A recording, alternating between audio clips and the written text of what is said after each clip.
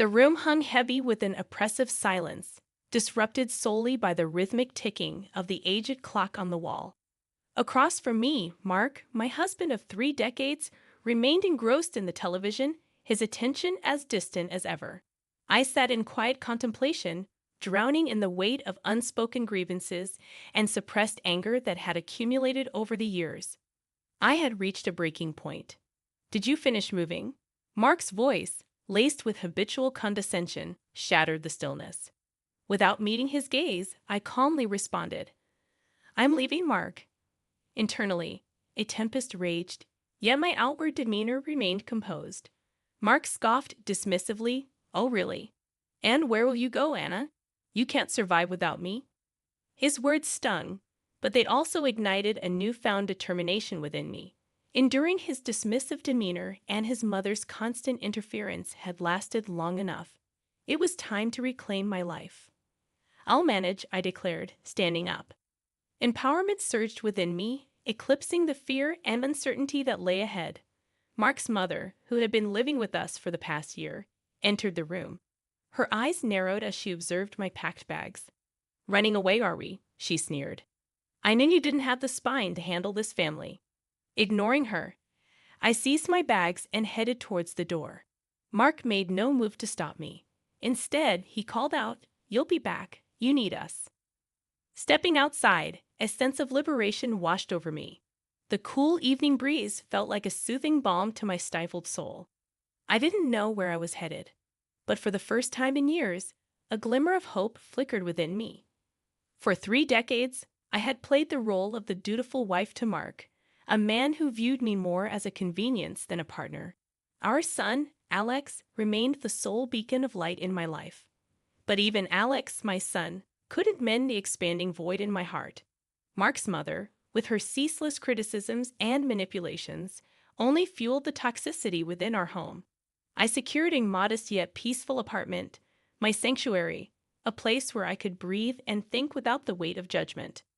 In the following days, I turned a deaf ear to the barrage of calls and messages from Mark and his mother. Their tones fluctuated between pleading and threats, but I had grown immune to their attempts. My co-workers at the library, where I had worked part-time for years, were a source of support. They had witnessed the gradual loss of my spirit and now observed my rebirth. As I settled into my new routine one evening, my phone rang. It was Alex. "Mom, are you okay?" His voice echoed with concern.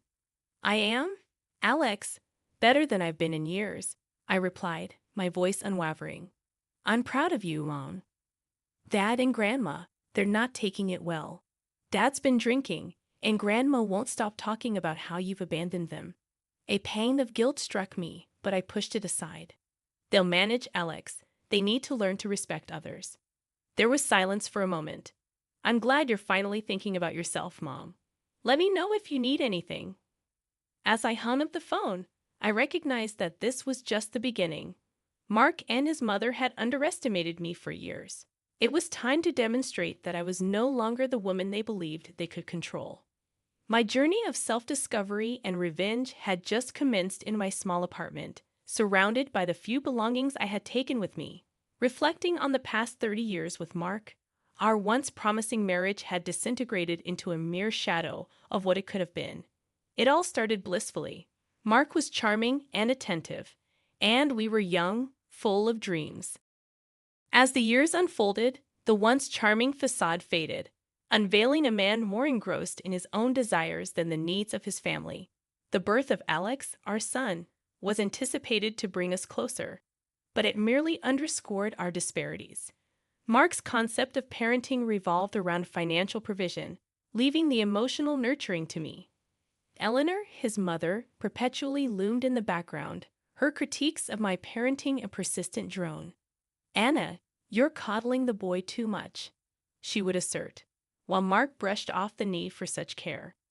Enduring her constant jibes, I focused on raising Alex, who blossomed into a thoughtful and independent young man despite the tension at home.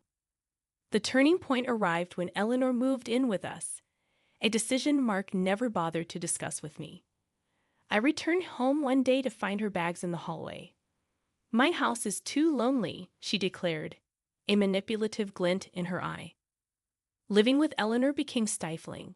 She criticized everything from my cooking to my attire, always asserting that Mark could have done better. These remarks were frequently made within my earshot, adding to the suffocation of an already strained environment. What shattered me to my core was the revelation of Mark's betrayal. Inadvertently stumbling upon bank statements one day, I uncovered substantial withdrawals from our joint account, funds fueling Eleanor's gambling habit and Mark's clandestine indulgences. Confrontations ensued, marked by heated arguments where Mark consistently sided with his mother. "She needs this to cope with her loneliness," he would argue dismissively, deflecting my concerns. The breaking point arrived when I overheard a conversation between them, scheming to seize complete control of our finances, relegating me to nothing more than an occupant in their house. In that moment, I realized I could no longer endure living in their oppressive shadow. The day I left, I made a solemn vow that they would one day comprehend the pain they had inflicted. My plan, though simple, proved effective. I resolved to strike where it hurt the most, their pride and their finances. Initiating legal separation of our finances, I left Mark dumbfounded. "What do you think you're doing?" he bellowed over the phone. "Protecting myself. Something I should have done years ago," I calmly asserted. Eleanor's reaction was even more dramatic. "You ungrateful wretch. After everything we've done for you," she screeched when she discovered the move. Unmoved, I stood firm. The years of submission were over, and I was now playing by my own rules. This was just the beginning of their karmic reckoning. The weeks following my financial independence were tumultuous. Mark and Eleanor were furious, their true natures fully exposed in their anger. Venomous calls poured in, each more spiteful than the last. "You think you're clever, Anna?" Mark hissed during one call. "You're nothing without me. You'll come crawling back." "I won't, Mark. I'm done being your puppet," I replied, my newfound strength fortifying my words. Eleanor was even more vitriolic. "You'll regret this, Anna. You've ruined our family." "There was no family to ruin, Eleanor." "It was an illusion," I shot back, undeterred by their threats. I basked in the newfound sense of liberation, the fear that once held me captive now replaced by an unwavering desire for justice. It was time for Mark and Eleanor to confront the consequences of their actions. I initiated the process by reconnecting with old friends and acquaintances, divulging the truth about Mark and Eleanor's manipulations and financial deceit. The story swiftly circulated, staining their reputations. Mark, who took pride in his social standing, was appalled. "How could you do this to me?" he demanded during a rare face-to-face encounter. "You did this to yourself," I replied calmly. "I'm just shedding light on it." Eleanor, faced with the community's judgment, was equally distraught. "You've turned everyone against us. This is war, Anna." But I was no longer intimidated by her. "No, Eleanor, this is justice," I asserted. I witnessed their world crumble. Mark's friends distanced themselves, wary of his tarnished image. Eleanor's once proud social circle dwindled as the truth about her gambling and manipulation came to light. However, I didn't stop there. Recognizing their financial instability as their weakest point, I enlisted the help of a lawyer to initiate the process of claiming my share of our joint assets. This move ensured that Eleanor's gambling debts were exposed, and Mark's mismanagement of our finances was brought into the spotlight. The court proceedings were arduous, but I stood my ground. Mark and Eleanor's attempts to discredit me fell flat. Their lies and deceit were no match for the truth. The judge ruled in my favor, granting me a significant portion of our assets. I witnessed the defeat in Mark and Eleanor's eyes. It was more than just a legal victory. It was a moral one. "You've destroyed us, Anna," Mark said, a shadow of his former arrogant self. "No, Mark. You destroyed us long ago. I'm just picking up the pieces," I replied. Walking out of the courtroom, I felt a weight lift off my shoulders. For the first time in years, I looked forward to the future, free from the chains of my past. Mark and Eleanor's downfall was the first step in my journey of reclaiming my life, and I was ready for whatever came next. The aftermath of the court ruling was a whirlwind. With my rightful share of the assets, I began building a life free from Mark and Eleanor's shadow. Their reactions, however, were a mix of disbelief and fury. "You can't do this to us, Anna," Mark exclaimed over the phone one evening, his voice laced with desperation. "I've done nothing but take back what's mine," I replied firmly. "You should have thought about the consequences before you betrayed me." Eleanor's response was more underhanded. She tried to rally family members against me, painting herself as a victim. However, her attempts were futile. The truth about her had spread too far. "Anna, you're tearing this family apart," she accused during a chance encounter at the grocery store. "This family was broken long before I left," I retorted, unyielding in my resolve. I countered, refusing to give Eleanor the satisfaction of seeing me upset. I relished the freedom of living on my own terms. Taking a decisive step, I changed my phone number, severing their direct line of harassment. Volunteering at a local shelter became a source of solace, offering support to others who have faced similar struggles. However, my quest for justice was far from over. Learning that Eleanor planned to contest the court's decision, still clinging to the hope of reclaiming money for her gambling habits, she threatened, "You won't get away with this, Anna. I'll make sure of it," in a message relayed through a relative. In response, I fortified my legal defenses, ready to counter any move she made. No longer the woman who shied away from confrontation, I had become a fighter, standing up for what was rightfully mine. Meanwhile, Mark crumbled under the pressure. His once pristine image was tarnished, and his career suffered as a result. Friends and connections he valued distanced themselves, unwilling to associate with a man caught in scandal. "You've ruined me, Anna," he lamented during a rare moment of reflection. "You ruined yourself, Mark." "I just exposed the truth," I replied. As weeks turned into months, I witnessed their once secure world disintegrate. Eleanor's attempt to contest the court's decision failed miserably, leaving her financially and socially bankrupt. Mark's career continued its downward spiral, his reputation irreparably damaged. Despite their downfall, I felt no joy in their suffering. It was a necessary step in my journey, but it was not the end. I had reclaimed my independence and my dignity. I was still healing from years of neglect and emotional abuse as I continued to rebuild my life. Focusing on finding peace and happiness within myself, I emerged from the shadows of my past stronger and more resilient. My story was not one of revenge but of emancipation, a testament to the strength of the human spirit in the face of adversity. Several months had passed since the court's decision, and the ripples of my actions were still felt. Mark and Eleanor, now estranged from most of their acquaintances, were living a shadow of their former lives. One day, I received an unexpected visit from Alex. He looked troubled, his usually bright eyes clouded with concern. "Mom, I just came from seeing Dad and Grandma," he began, his voice heavy. "They're not doing well." I offered him a seat and a warm cup of tea. "Tell me what happened, Alex." He sighed deeply before continuing. "Dad's been let go from his job. His drinking has gotten worse, and Grandma, she's lost everything to gambling.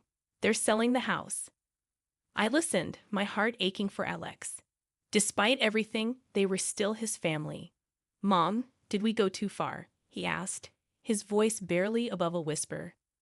"Alex, we stood up for what's right. They made their choices," I replied, my voice tinged with sadness. The news of their misfortune didn't bring me joy. Instead, it was a somber reminder of the consequences of a life lived without integrity and respect for others. The following weeks were filled with whispers and rumors. Mark and Eleanor's house, once a symbol of their success, was now on the market. Their fall from grace was complete. I heard from a mutual acquaintance that Mark had tried to find work, but his reputation preceded him. Eleanor, meanwhile, had become a pariah in her social circles. Her gambling addiction was now public knowledge. One evening, while I was out for a walk, I saw Mark. He was a shadow of the man he once was, his posture slumped, his eyes hollow. Our paths crossed, and for a moment, we stood there in silence. "Anna," He began, his voice cracking. There's nothing to say. Mark, I interrupted. You chose your path. He nodded slowly, a resigned look in his eyes. I never thought it would come to this, he murmured. As I walked away, leaving Mark behind, I felt a sense of closure. The man who had once held so much power over me was now just a stranger with a broken past. Eleanor, too, faded into obscurity. Her once lively demeanor was now subdued, the realities of her actions finally catching up to her. As the chapter of Mark and Eleanor closed, I realized that my journey was about more than revenge. It was about reclaiming my life and finding peace. I had stood up to my oppressors not for vengeance, but for justice and self-respect. The experience had taught me the power of resilience and the importance of standing up for oneself. As I continued to build my new life, I did so with newfound strength and a heart ready to embrace the future. Months turned into a year since the upheaval of my life began. In this time, my journey of self-reinvention continued, with each day bringing new strengths and realizations.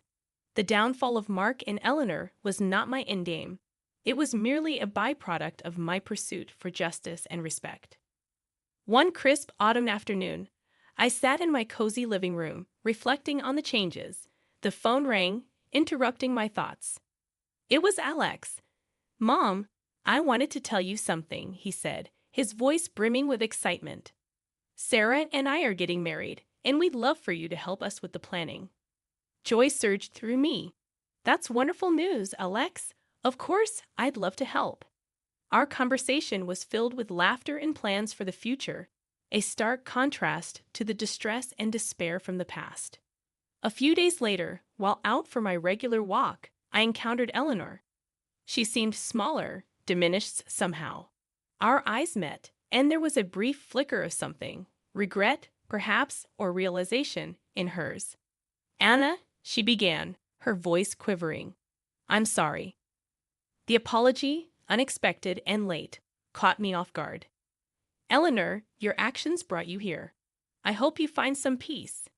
As I walked away, leaving Eleanor standing alone, I realized the full extent of my transformation. I no longer harbored anger or resentment. I had moved beyond the need for revenge. The wedding planning with Alex and Sarah was a joyful affair. It was during these moments, surrounded by love and hope, that I truly appreciated the beauty of moving forward. The day of the wedding arrived, a beautiful ceremony filled with laughter and tears of joy. Watching Alex and Sarah, so full of love and promise, I felt a sense of accomplishment. Despite the challenges, we had emerged stronger. In my toast, I said, life brings many challenges, but it's how we face them that defines us. Today, we celebrate love, resilience, and new beginnings. As the evening drew to a close, I looked around at the happy faces, feeling content. I had not only survived, I had thrived. In the years that followed, Mark and Eleanor remained distant memories. I heard through the grapevine that they had moved away, each carrying their own burdens. My life, once overshadowed by their presence, was now my own. I found fulfillment in my work, joy in my role as a mother and friend, and peace in my solitary moments. As I sat in my garden one sunny afternoon, watching the flowers bloom, I realized this was what true freedom felt like. My journey had been long and fraught with obstacles, but it led me to a place of contentment and strength. The end of my marriage was not the end of my story. It was the beginning of a new chapter, one where I was the author of my own life. In this new chapter, I found happiness, peace, and a sense of self that no one could ever take away.